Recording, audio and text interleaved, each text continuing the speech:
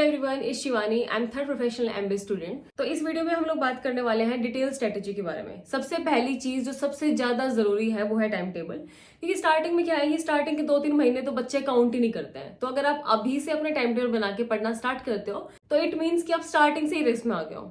Second हम बात करेंगे बुक्स के बारे में कि कौन सी बुक्स हमें पढ़ना चाहिए पर्टिकुलर हर सब्जेक्ट के लिए। थर्ड है कि हमें ऑनलाइन कोचिंग लेनी चाहिए, हमें ऑफलाइन कोचिंग लेनी चाहिए। और लास्ट है कि हमें मंथ वाइज चीजें कैसे प्लान करनी चाहिए। तो चलो स्टार्ट करते हैं सबसे पहले टाइम टेबल से। लेकिन उससे पहले देखो, मैं चाहती हूँ कि आप एक बार है ना ध्यान से सोचो कि मुझे नीट की तैयारी फिर से करनी है या नहीं करनी है। देखो, एक बार टाइम ला के सोच लो, फिर कोई कंफ्यूजन नहीं रहना चाहिए दिमाग में। एक बार सोचो, लेकिन ऐसा सोचो कि दोबारा ना सोचना पड़े आपको। तो चलो स्टार्ट करते हैं टाइम टेबल से।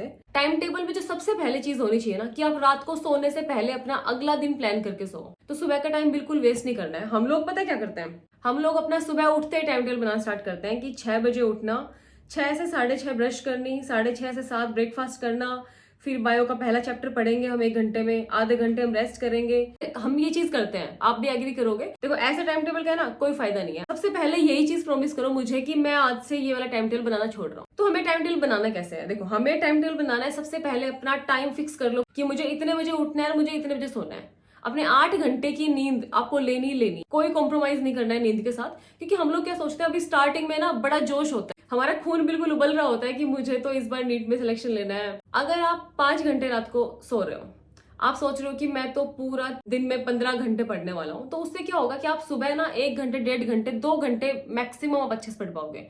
उसके बाद आपको नींद आनी स्टार्ट होगी और पूरे दिन आप जबरदस्ती अपनी बुक खोल के बैठे होंगे, लेकिन आपको लटके आ रहे होंगे, आपका मन कर रहा होगा सोने का। और अगर फिर भी अगर हो कि नहीं सोना मुझे, आप 100% कंसंट्रेशन के साथ पढ़ ही नहीं सकते उस टाइम। देखो, अगर आपका सुबह पढ़ने का मन नहीं कर रहा है ना, तो उठते ही एक बार है ना, जिस चीज से आपको मोटिवेशन मिलता है ना, आप 5 मिनट उस चीज को दे दो। मैं क्या करती थी, मुझे ना एमबीबीएस की शॉर्ट्स देखना बहुत अच्छा लगता था। तो मैं सुबह उठते ही अपनी एक शॉर्ट्स देखती थी। एक शॉर्ट्स देखने के बाद मैं ऊपर स्क्रॉल ही नहीं करती थी। तो ऐसे ही जिस भी चीज से आपको मोटिवेशन मिलता हो ना, 5 मिनट उसको दो और फिर अपना दिन स्टार्ट करो। तो सबसे पहले अपना 3 घंटे का स्लॉट रखो। देखो, मैं रखती थी केमिस्ट्री के लिए, कुछ बच्चे बायो के लिए भी रखते हैं। मैं सुबह उठते हैं ना इनऑर्गेनिक के चैप्टर पढ़ती थी, ये मेरा फिक्स था। तो वो आप अपने अकॉर्डिंग देख लेना। तो 3 घंटे अपना केमिस्ट्री पढ़ा। देखो, उसके बाद आपको 1 घंटे का रेस्ट लेना है, और ये लेना ही लेना है। उसके बाद आपको 3 घंटे का स्लॉट रखना है फिजिक्स के लिए। मैंने यहाँ पे टाइम दे रखा है थोड़ा सा आपको ओवरव्यू देने के लिए, अदरवाइज आपको ऐसे टाइम फिक्स नहीं करना है। उसके बाद आपको है ना अच्छा खासा रेस्ट लेना है, क्योंकि आप उसके बाद लंच भी करना है, थोड़ा रेस्ट भी लेना है। तो 2-2.5 घंटे का अपना मोटा मोटा रेस्ट लेना ही लेना है आपको। उसके बाद आपको इवनिंग का स्लॉट रखना है अपना बायोलॉजी के लिए, क्योंकि उस टाइम तक आते आते आप थक भी जाते हो। और बायो के लिए मुझे नहीं लगता इतने एफर्ट्स आपको डालने पड़ते हैं। आप अपनी एनसीईआरटी लेके बैठो और रीडिंग स्टार्ट करो टाइम नोट करके। उसके बाद रात को आपको अपना एक स्लॉट रखना है कि आपने जो कल पढ़ा उसको मोटा मोटा रिवाइज कर लो, और साथ में जो अपना जो नेक्स्ट डे का प्लान है 5 मिनट निकाल के वो प्लान भी बना लो। अब देखो, इतना पढ़ोगे ना तो स्टार्टिंग में बड़े क्वेश्चंस आएंगे। मेरे टाइम पे मैं भी यही सोचती थी कि मुझे क्यों इतना पढ़ना पड़ रहा है, बाकी लोग इतनी मस्ती कर रहे हैं। तो मैं ना खुद से सिर्फ एक ही चीज कहती थी कि डॉक्टर मैं बनने वाली हूँ, वो नहीं बनने वाला। आप विश्वास नहीं करोगे, लेकिन मुझे ना फर्क पड़ना बंद हो गया था कि कौन जिंदगी में क्या कर रहा है। क्योंकि मेरे दिमाग में सिर्फ एक चीज होती थी कि मैं पढ़ रही हूँ क्योंकि मुझे डॉक्टर बनना है। तो जब आपका माइंड है ना ऐसे सेट हो जाएगा ना, तो चीजें बहुत आसान हो जाएंगी। हर दिन आप एक्साइटेड रहोगे कि आज मैं कितना सिलेक्शन के पास जाऊंगा। अब बात करते हैं बुक्स के बारे में। देखो, फिजिक्स में क्या करना है, तो सबसे पहले आपके पास एनसीईआरटी होनी चाहिए, जो कि हर बच्चे के पास होती है। उसके बाद आपके पास क्वेश्चन प्रैक्टिस करने के लिए एक बुक होनी चाहिए, क्योंकि आपको हर चैप्टर के कम से कम 100-150 क्वेश्चन तो सोल्व करने ही करने हैं। उसके बाद तीसरा आता है कि आपके पास प्रीवियस ईयर की एक बुक होनी चाहिए, क्योंकि आपको पता होना चाहिए कि प्रीवियस ईयर में कैसे क्वेश्चन आ रखे हैं, मैं सही डायरेक्शन में अपनी तैयारी कर रहा हूँ नहीं कर रहा। तो मैं आपको एक अच्छी सी बुक बताती हूँ प्रीवियस ईयर के लिए। तो ये है ओसवाल बुक से NTA 37 year NEET UG chapter wise and topic wise solved paper physics के लिए है, और साथ में ये एनटीए के लेटेस्ट पैटर्न पे बेस्ड है। तो सबसे पहले इसमें नीट 2024 का क्वेश्चन पेपर गिवन है, साथ में ओएमआर शीट। उसके बाद इसकी आंसर की गिवन है, आंसर की में चैप्टर नेम, चैप्टर में कौन से टॉपिक से क्वेश्चन पूछा गया है वो भी मेंशन है। उसके बाद उसकी एक्सप्लेनेशन गिवन है डिटेल में। अब स्टार्ट होते हैं चैप्टर वाइज पीवाईक्यू। सबसे पहले पहला चैप्टर है फिजिकल वर्ल्ड एंड मेजरमेंट, तो इसके माइंड मैप्स और निमोनिक्स। चैप्टर में सबसे पहले उसका ट्रेंड एनालिसिस, उसके बाद उसके रिवीजन नोट्स, और फिर स्टार्ट होते हैं टॉपिक वाइज 37 ईयर्स पीवाईक्यूज।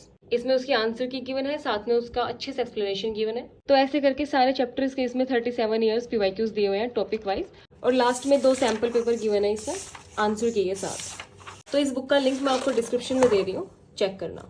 अब बात करते हैं केमिस्ट्री के लिए। तो केमिस्ट्री के लिए भी आपके पास एनसीईआरटी होनी चाहिए, जो कि आपको रीडिंग लेनी है तीनों पोर्शन के लिए, इनऑर्गेनिक, ऑर्गेनिक और फिजिकल, तीनों की आपको रीडिंग लेनी है। एक क्वेश्चन प्रैक्टिस करने के लिए बुक आपके पास होनी चाहिए, और साथ में पीवाईक्यूज की बुक होनी चाहिए। सेम चीज बायो पे लागू होगी कि आपको एनसीईआरटी पढ़नी है, वर्ड टू वर्ड पढ़नी है, और 1-2 बार नहीं पढ़नी है, कम से कम 10-15 बार पढ़नी है आपको। उसके बाद आपके पास क्वेश्चन प्रैक्टिस के लिए बुक होनी चाहिए, लेकिन ऐसी बुक होनी चाहिए जो सिर्फ आपकी एनसीईआरटी कवर करे, एनसीईआरटी की एक एक लाइन आपकी कवर कर दे। उसके बाद आपकी पीवाईक्यूज के लिए बुक होनी चाहिए। तो ये तो हो गया बुक्स के लिए। अब बात करते हैं कोचिंग के लिए। देखो मेरे अकॉर्डिंग है ना, ऑनलाइन कोचिंग है ना ऑफलाइन कोचिंग से बेटर है। तो इसमें सबसे बड़ा मुद्दा जो ये होता है कि आप वहां जाके है ना डिस्ट्रैक्ट हो जाते हो, क्योंकि 12th के बाद आप पहली बार घर से निकले होते हो, आप बिल्कुल एक नई दुनिया देख रहे होते हो। अदरवाइज हर बच्चे का सिलेक्शन हो जाए जो कोचिंग में पढ़ने जा रहा है, लेकिन ऐसा नहीं होता, क्योंकि बहुत सारे बच्चे वहां जाके गुम हो जाते हैं, भूल जाते हैं कि हम यहाँ पे करने क्या है। तो उस चीज को देखते हुए मुझे लगता है कि ऑनलाइन कोचिंग बहुत बेटर है, क्योंकि आप घर बैठ के ना आप अपना अच्छे से टाइम मैनेज कर पाओगे। लेकिन एक जो सबसे बड़ा जो नुकसान मुझे लगता है ऑनलाइन कोचिंग का, कि आप है ना अपना कंपटीशन रियलाइज नहीं कर पाते, क्योंकि आप ऑफलाइन कोचिंग में बैठ के जब देखते हो ना कि मेरे साथ 100-150 बच्चे और पढ़ रहे हैं, वो इतना पढ़ रहे हैं, तो वहां जाके आपके अंदर थोड़ा मोटिवेशन आता है। लेकिन वही है यार, अपने अकॉर्डिंग देखना। अगर आपके एरिया में आस पड़ोस में कहीं अच्छी कोचिंग है तो जाके आप ऑफलाइन कोचिंग लो।